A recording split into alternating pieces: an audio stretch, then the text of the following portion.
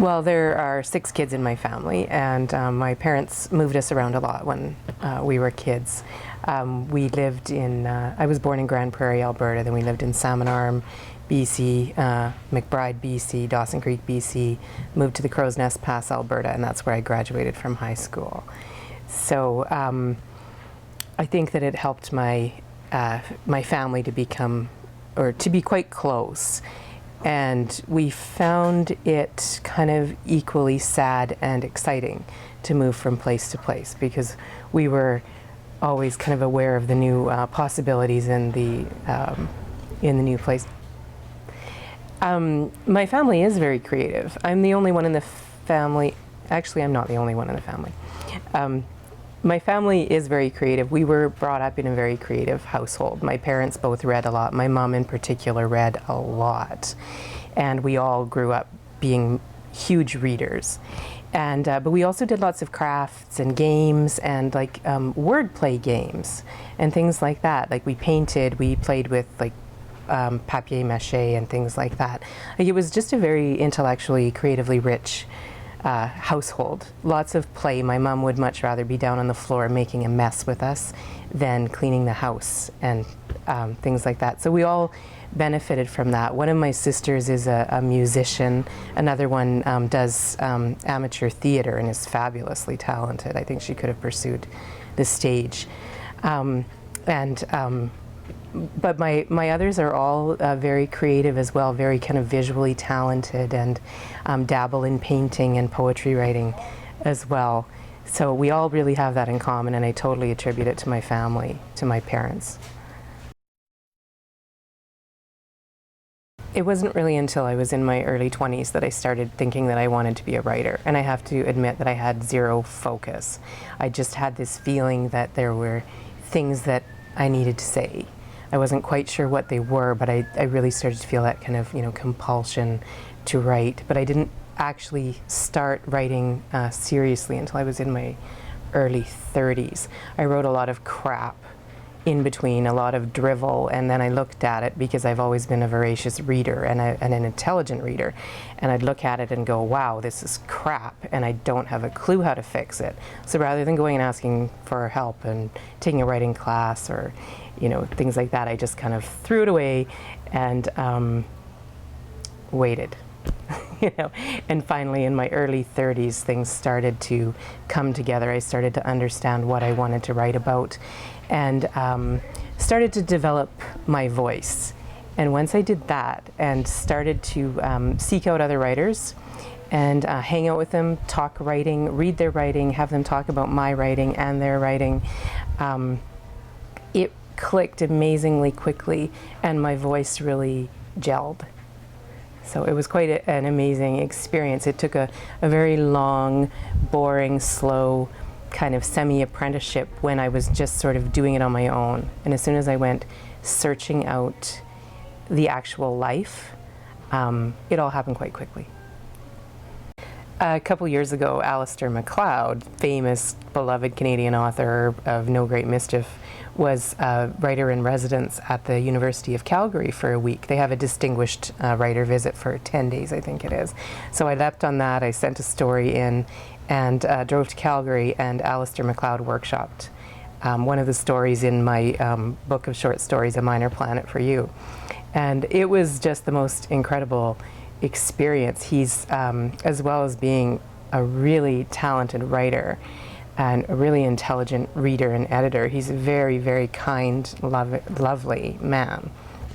And we just talked for 2 hours, I think, about the story. He helped me with it a lot. And one of the most important things was that he said, I really like this, I really like this, this is interesting, I understand why this happens, but I'm actually not crazy about the main character, and I haven't figured out a reason why I should care about her.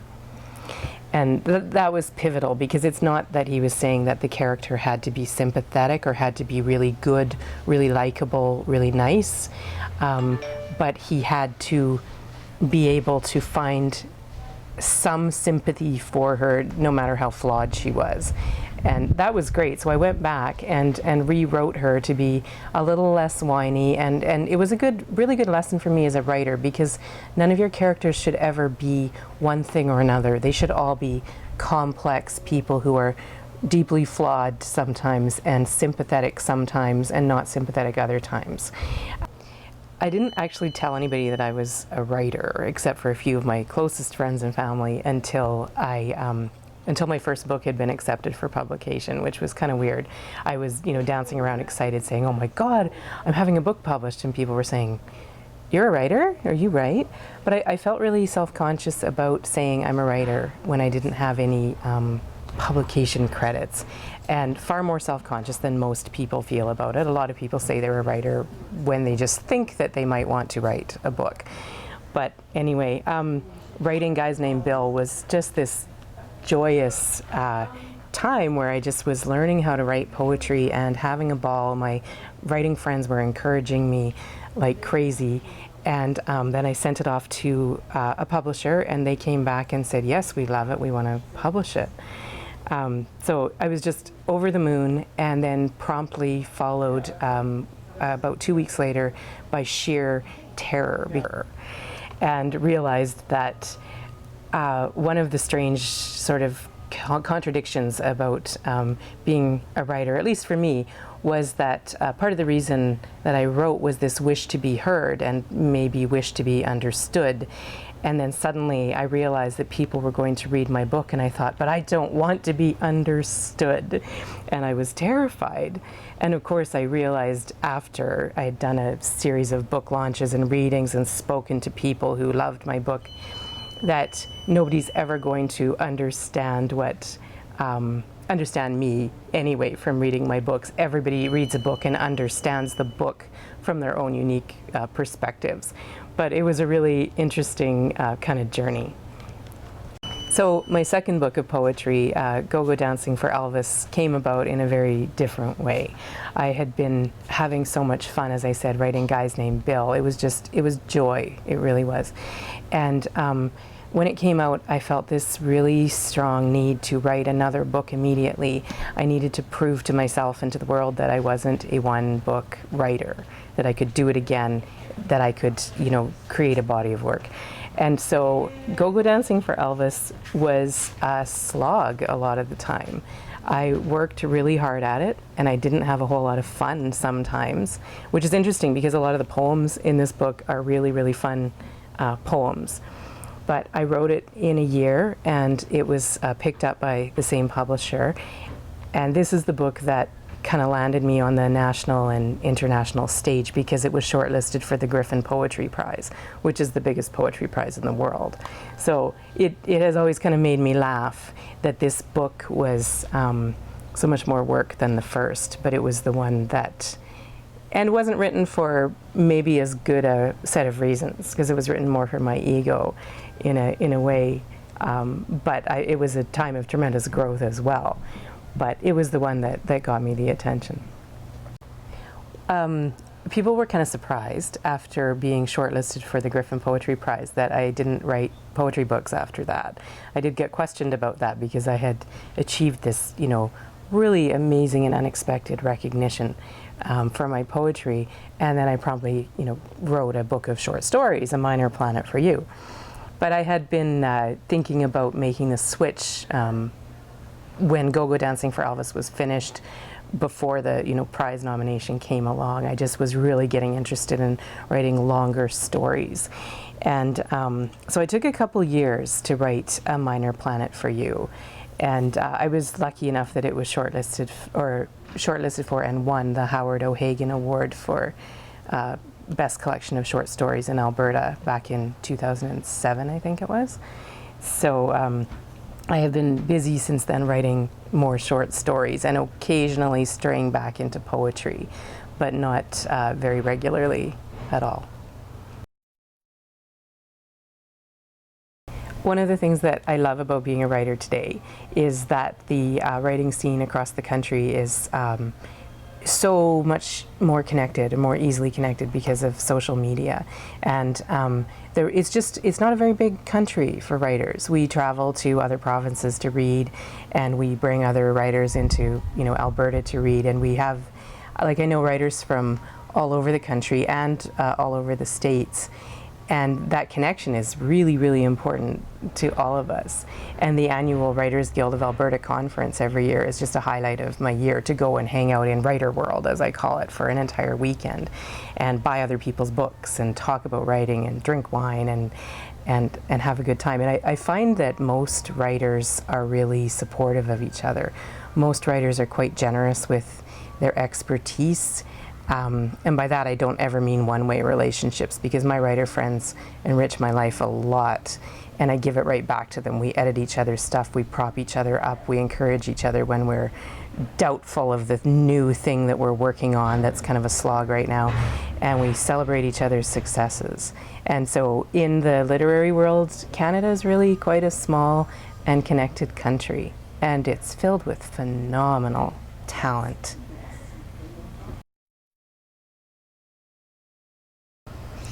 One of the interesting things I find with the sort of writing that I do, because I write very realistic, recognizable sort of stories about, one of my reviewers called it like kitchen sink drama, which wasn't meant as a condescending phrase at all, but it just that kind of recognizable everyday things that, that happen to everybody. But one of the things that I have faced with all of my books is just that assumption that they're all about me. And partly that's my fault, because I have written about recognizable places or situations where somebody says, "Oh, I remember that, I was there."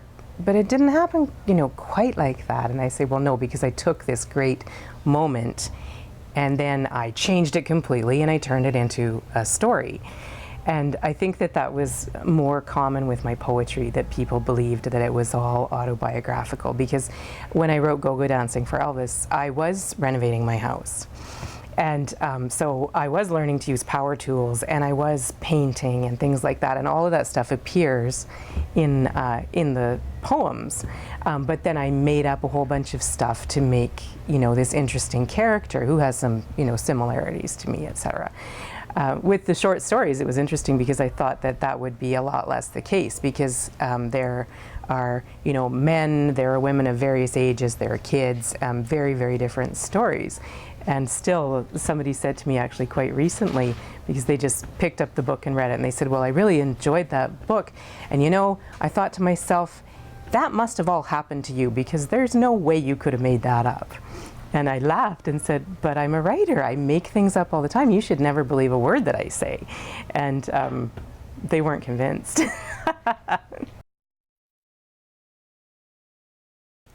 My partner Blaine and I went to Maui together a couple years ago for 2 weeks. And we were there having a lot of fun and playing in the sun, but also we were writing a play together, which was a lot of fun. At the same time, I had a friend had convinced me to take part in a poetry slam that he was organizing. And so I had committed to writing a poem, which I hadn't done in years. I don't really write poetry anymore. So while we were there in Maui, I was thinking, what can I write a poem about? And then this poem really kind of unfolded over the course of the 2 weeks. And I came back just in time saying, okay, I do have a poem for the slam. I will take part in it. So, Maui breakfast poem. 7 a.m. and the sun is already beating down like a thug, like some last called drunk who found the bongos behind the bar pounding relentlessly in rhythmic self-love. A licking breeze off the ocean cools the sheen of sweat on my brown, bare arms, last night's hair pulled back in a seaweed lump of crushed curls. The chairs and tables are mismatched, like the breakfast crowd drifters. Shrubs and the sidewalk hold us back from the thrum of traffic, the persistent rhythmic cadence of the surf, the good people on their way to work. A snail the size of a lung tumor inches his way through the banana leaves, while I make prolonged eye contact with a small rat. The gecko stares pointedly past me, frozen in a dramatic splay, long fingers against a metal condiment rack. I trace hot fingers in the condensation of my big red drink, press the sweating glass against the skin of my neck. No umbrellas or pineapple wedges this early, just celery and a well-rested olive too plump for the heat. The snail's antenna quivers toward my celery, but he continues his glide forward, incurious, resolute. The waitress weaves through the tables with a plate of scrambled eggs and a grilled sticky bun with a side of Spam. A trail of sweat slides down my back like a raw egg. I lick Bloody Mary from my lip. A long-haired guy with a warrior tattoo nods. Last night he was swinging from a flaming tiki lamp, a study in flickering patterns, in the shedding of centuries, loose strands tracing the black lines crisscrossing his ocular ridge. I swipe last night's mascara from under mine, watch bikinied surfers cross the road. They get to the other side. I don't know why. Last night, a monk seal lay high on the beach, on its side, head back in the sand. Pink-skinned, pink-clad tourists circled loosely. People leashed their dogs. The happy click of cameras vied with muttered words of mourning. The surf soaked our clothes. 5 Mai Tais didn't erase the image, but they made it translucent. If the guy with the warrior tattoo had been there, he might have passed a healing hand over that lopsided body, whispered an incantation before hoisting it on his shoulder, delivering it back to the waves. I salt my scrambled eggs. The rat makes a dash for it. The gecko bobs his head to the reggae. A zebra dove coos at his impassive intended. I watch beads form along your hairline. Think of my tongue later on your salted shoulders. The snail has moved out of sight, opting for the cool of the shadows.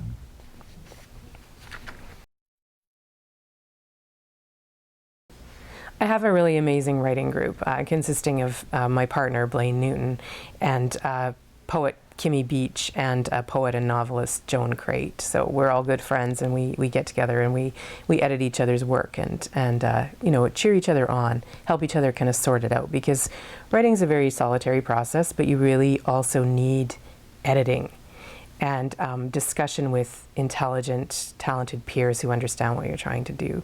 So when I'm working on something, for example, the poem that I read, sitting there talking with the group about how to make the moment stronger. You know, the feedback that we give each other is about how do you paint that picture so that the reader or listener will imagine it and get that kind of visceral response to it. So the sort of things that we do for each other's writing are to say, expand on that, because you really caught me there, and how you know, what else happened? What did it look like? Like, what did the waitress look like? Or what were the noises that you heard, if you're talking about the visuals?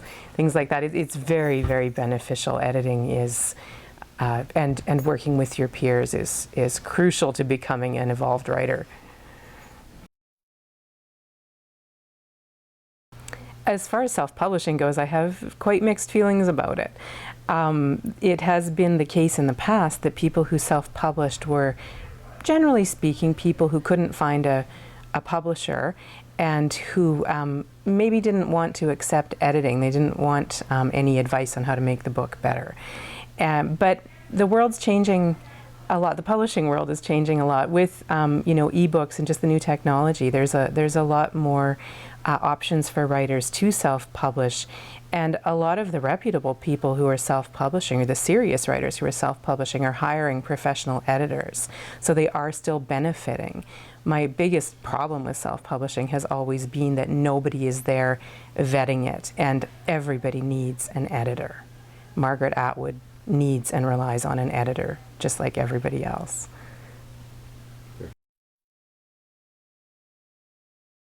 There's not a lot of money to be made in writing for most Canadian writers. It's something that we do because we want to, or driven to, for other reasons than money or fame.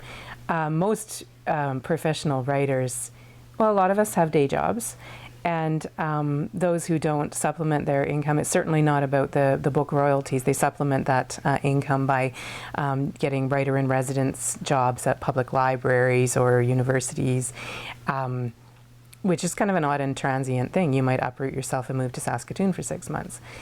And teaching gigs, teaching at conferences, things like that, freelance writing or editing for small presses. So I don't think any writers make their living simply from their book sales. I think Canadian writers have been a little late in being appreciated by the rest of the world, but that's definitely changing.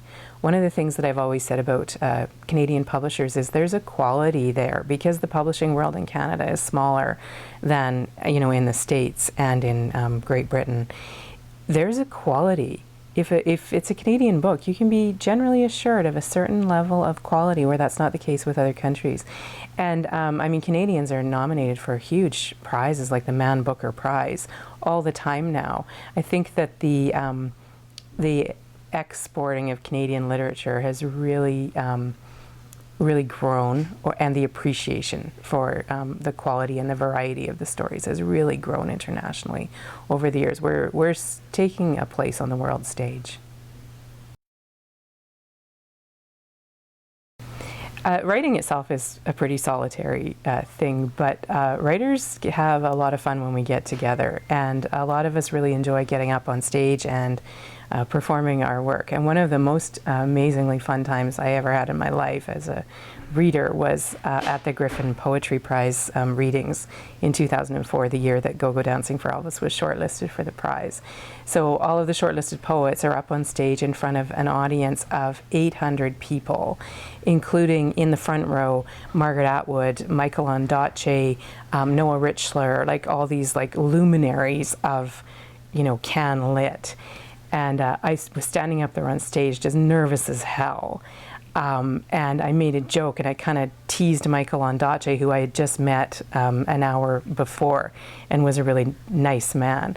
And the whole audience just cracked up laughing, and he was laughing, and Margaret Atwood was, like slapping his knee laughing.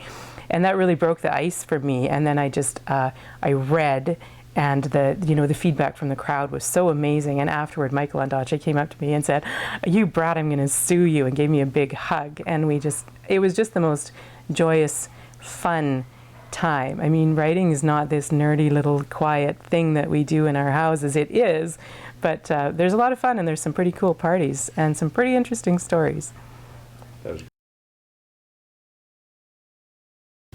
Well, some of the people watching may recognize this location. This is the bookstore in the back of Sunworks, the cool little store in downtown Red Deer where Roger Bakes and I are sitting and chatting, because it was easier than cleaning my house. But Sunworks is one of those places that holds a lot of readings, and really is very supportive of local artists. There's an art gallery here as well that features local visual artists. We've had some very fun readings in this store as well, and it's just one of the independent merchants that I was referring to earlier that is so vital to supporting and showcasing the talent in their hometowns. The bookshelves here at Sunworks have a really cool variety of books from authors who have come and read here, as well as local authors like Rod Schumacher, Joan Crate, Kimmy Beach, me, some authors like Roberta Rees, who are well known in the province, and Astrid Blodgett, Fran Kimmel. There's a great selection, a really eclectic selection of Canadian writers, as well as some amazing nonfiction and really mouthwatering cookbooks.